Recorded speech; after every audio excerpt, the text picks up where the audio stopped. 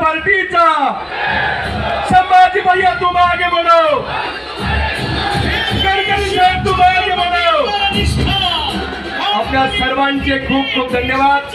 मंचावर परत एकदा आदरणीय गडकरी साहेबांचं मनपूर्वक या ठिकाणी स्वागत आहे। मी आदरणीय संभाजी भैयाला आणि महायुतीच्या सर्व घटक पक्षाच्या पदाधिकाऱ्यांना विनंती करतोय की आपण आदरणीय गडकरी साहेबांचं या ठिकाणी विठ्ठलाची प्रतिमा आणि पुष्पहार देऊन या ठिकाणी स्वागत करावं। भारत माता की जय, भारत माता की जय।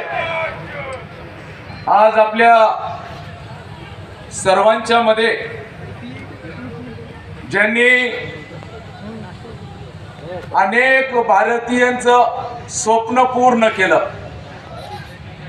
अनेकांच्या जीवनामधला जो वेळ असतो, हे बघा पैसे तरी वेगवेगळ्या माध्यमातून मिळत असतात, पण देशातील अनेक लोकांना त्यांच्या कुटुंबाच्या जवळ जाण्यासाठीचा जो वेळ वाचवायचा असतो आणि तो वेळ देण्याचं काम या देशामध्ये जर कुणी केलं असेल त्यांचं नाव आहे माननीय नितीन गडकरी साहेब।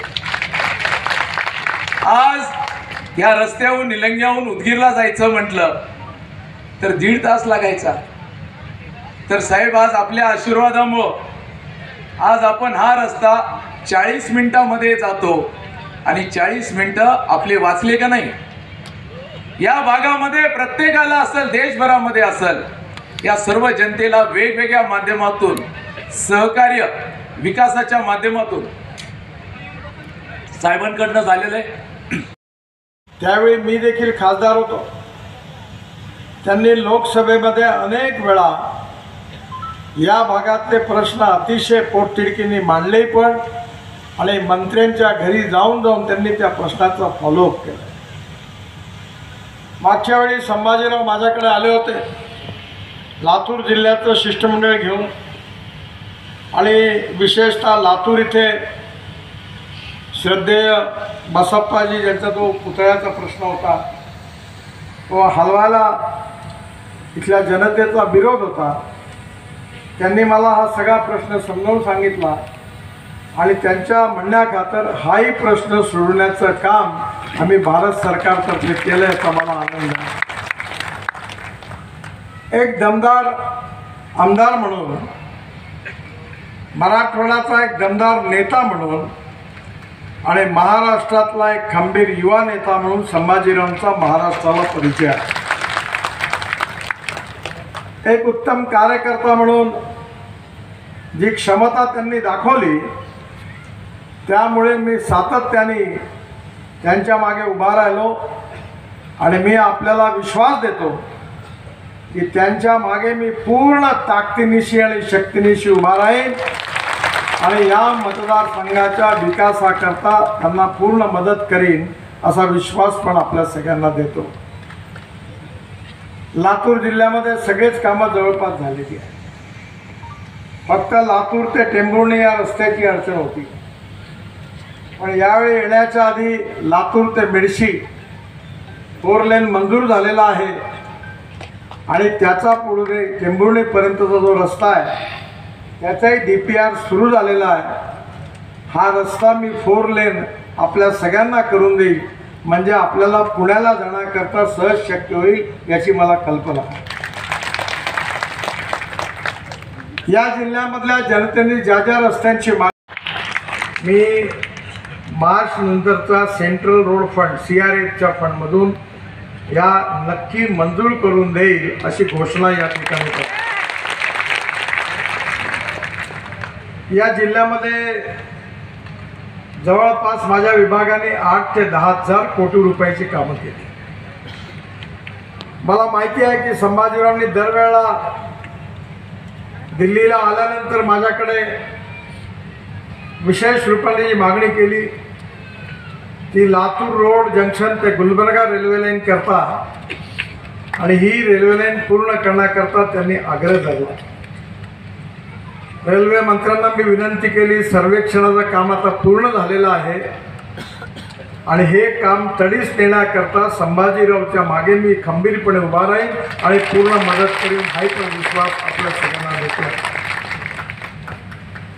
विशेषतः या मतदारसंघाच्या दृष्टीने महत्त्वाचं म्हणजे येरोळ मोड ते गुलबर्गा हे 2 राज्याला जोडणारा रस्ता आहे.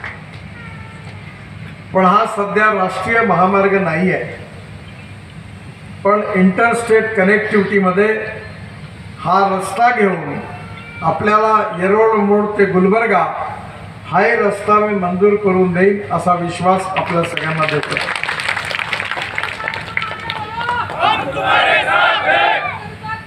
संख्येतले रस्ते चांगले झाले आणि म्हणून अमेरिका धनवान झाले.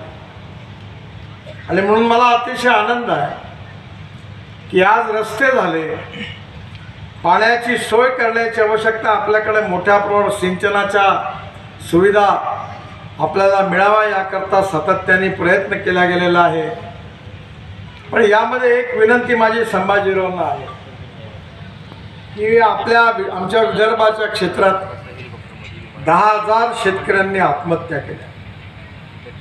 यवतमाळ, अमरावती, अकोला, बुलढाणा, वाशिम, वर्धा या 6 जिल्ह्यामध्ये शेतकऱ्यांनी आत्महत्या केल्या. त्याचं मुख्य कारण कॉटन प्राइस मेकॅनिझम आणि सिंचनाचा अभाव ही 2 मुख्य कारणं होती. आम्ही दरवर्षी ॲग्रोव्हिजन करतो, मोठं कन्व्हेन्शन होतं, 3.5-4 लाख शेतकरी येतात, 4 दिवस चालतं, ते 22 तारखेपासून सुरू होणार आहे. आणि यावेळी मला अतिशय आनंद आहे की गेल्या 15 वर्षापासून विदर्भामध्ये आणि महाराष्ट्रामध्ये अनेक ठिकाणी आम्ही रस्त्याची कामं करत असताना रस्त्याला लागणारी माती आणि मुरुम जे लागतात त्याकरता नदी नाल्यांचं खोलीकरण आणि रुंदीकरणाचा कार्यक्रम हातात घेतला. अनेक ठिकाणी शेतकऱ्यांना शेततळे बांधून दिले आणि जे जुने तलाव होते, डॅम होते, गाळ साचला होता, त्याचा गाळ काढण्याचं काम केलं. 1 रुपयाचाही खर्च त्यांच्यावर लावला नाही, फुकट केलं. महाराष्ट्रामध्ये 1,000पेक्षा जास्त अमृत सरोवर बांधली. पंजाबराव कृषी विद्यापीठामध्ये 36 तलाव बांधले. ज्यांच्याकडे 350 एकर जमीन पाण्याखाली होती तिथे आता 4,000 एकर जमीन पाण्याखाली आली. आता परभणीच्या कृषी विद्यापीठात देखील तिथल्या रस्त्याचं काम करत असताना आम्ही त्या ठिकाणी तलाव बांधले. अनेक महाराष्ट्रातल्या कानाकोपऱ्यामध्ये मोठ्या प्रमाणावर असे अमृत सरोवर बांधले आणि नदी नाल्यांचं खोलीकरण आणि रुंदीकरण केलं.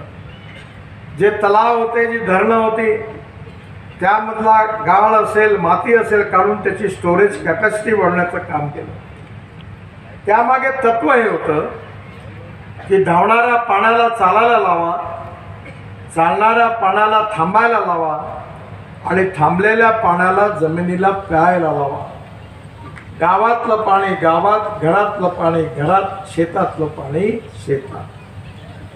आणि खऱ्या अर्थाने आपण जर हे केलं आणि आपल्या प्रत्येक शेतकऱ्याला जर आपण त्याच्या विहिरीला उन्हाळ्यात देखील 7 ते 8 तास आपल्याला पाणी पुरलं आणि प्रत्येक विहिरीवर सोलर पंप आपण लावला तर आपलं चित्र बदलल्याशिवाय राहणार नाही असा माझा दृढ विश्वास आहे. माझी पण शेती आहे, 3 विहिरी आहे. 1 तासामध्ये मार्च महिन्यामध्ये पाणी संपायचं.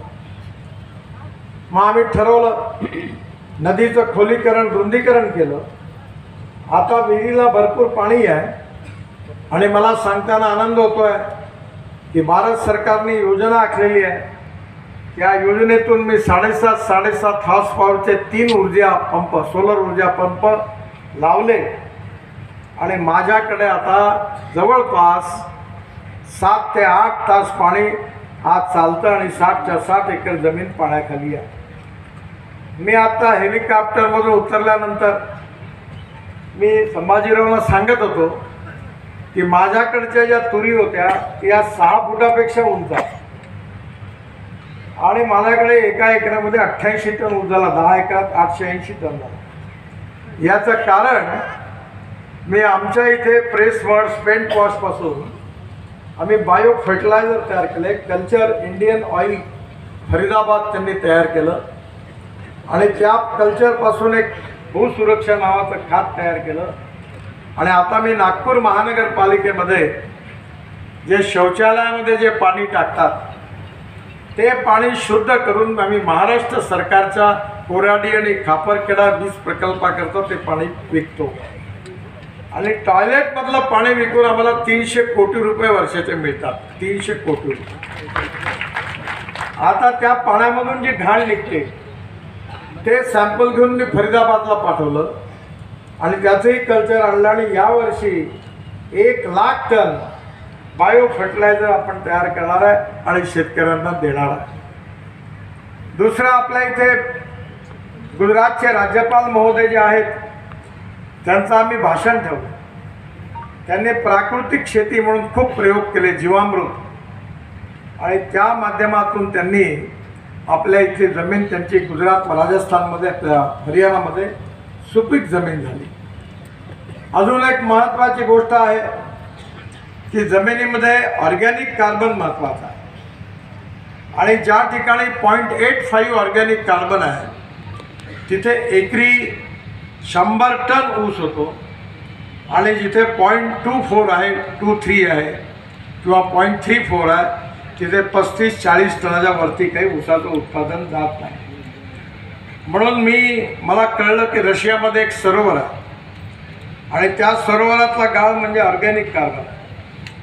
मी रशियामध्ये माझ्या मुलाचं एक्सपोर्ट इम्पोर्टचं काम आहे, त्याचं ऑफिस होतं, त्याला कामाला लावलं आणि तिथला तो ऑर्गॅनिक कार्बन आम्ही आणला आणि त्याचे एवढे चांगले रिझल्ट आहे की दरवेळेला 0.35 तर 0.45 असं वाढत जातं.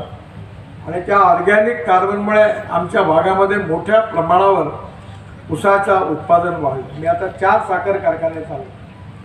नुकताच मराठवाड्याला लागून असलेला वसंत सहकारी साखर कारखाना यवतमाळ जिल्ह्यातला तोही पण आम्ही चालवायला घेतला, तोही बंद पडला आणि त्यामुळे तोही पण चालवायला घेतला. पण आज साखर कारखान्याने ऊस उत्पादकाच्या चेहऱ्यावर हास्य काय? हे साखरेमुळे नाही आहे. साखरेची अवस्था वाईट आहे. यामध्ये आज खऱ्या अर्थाने मराठवाड्यातला, विदर्भातला कमी शेतकरी आहे, पण पूर्ण पश्चिम महाराष्ट्रातला आणि मराठवाड्यातला शेतकरी वाचला असेल तर तो इथेनॉलमुळे वाचला. या देशातला शेतकरी केवळ अन्नदाता नाही, हा ऊर्जादाता झाला पाहिजे.